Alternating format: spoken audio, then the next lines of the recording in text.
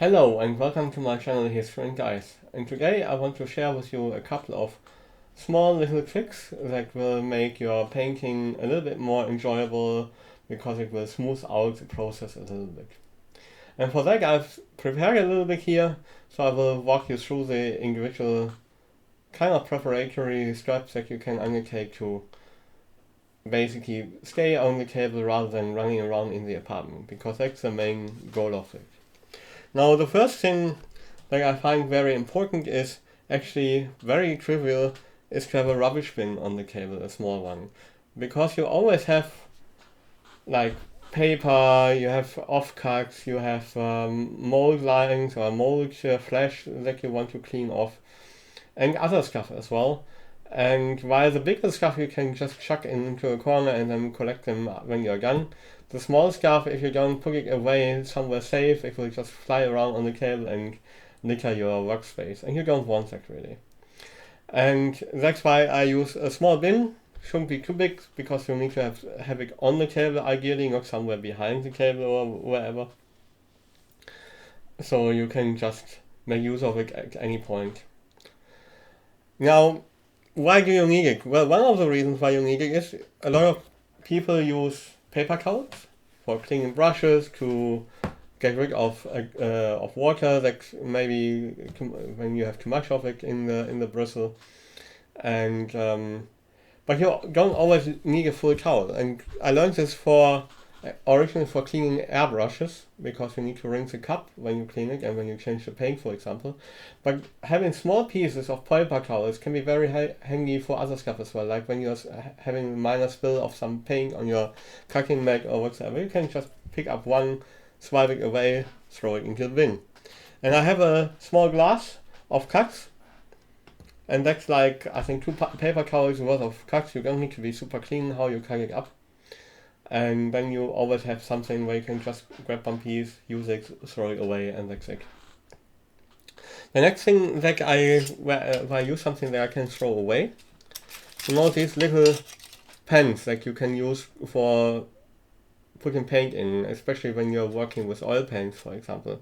And obviously the problem is you use them once and then they're dirty, and either you undertake a lot of effort to clean it up, or alternatively, you throw it away because you buy them in like 10 or 20 or 50 pieces package. However, there's a smarter way to deal with it, and that is basically to use aluminium foil. And you just tear off a little piece of aluminium foil, put it here into the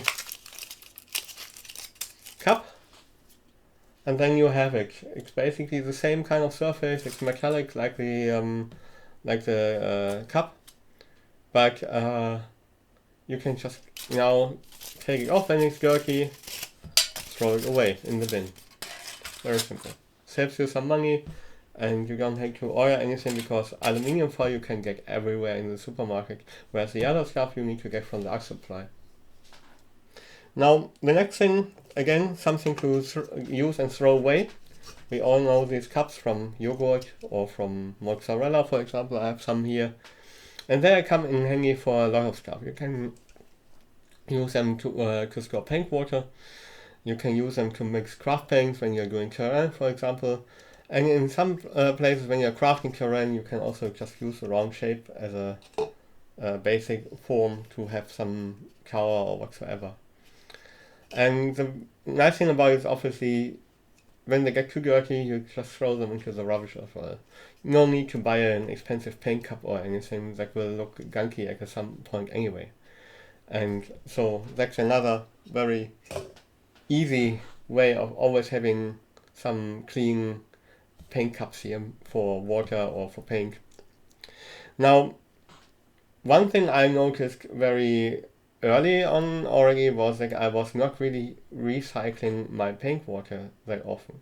And that's fairly silly really, because especially when you're mixing normal paints or acrylic paints, or you have paints that have very different colorations, like you have a paint with a darker blue, for example, and then you switch over to yellow, you will very quickly contaminate the water, and you will then also contaminate the paint. In order to avoid that, obviously the smart solution would be to use fresh water. But we are all guilty of being in the process, being in the painting, having the painting won't show up and not wanting to get up from the table. And the simple solution is simply to have more water. Like something like this. This is a measuring cup from IKEA for €1. You can also just use a water bottle, which has the additional advantage that you can close it. But have enough water on the table so you can always get new paint water when the old one is used. Now you will tell me, Philip, but what's up with the old dirty paint water? Where do I put that? Well, that is a good question, and let me answer it for you. The answer is very simple. You get another glass, ideally with a cover, for sure, because the content of this glass will be very messy, very dirty, and you don't want to pour this one over the table. And you can also use it, for example, when you're working with airbrush cleaner or something like that. Just chuck it all in there, close the cover, and you can store it away safely until you are done with your painting session, and then pour it away in one go. So that's basically the gist of it. Just have these little items around your table.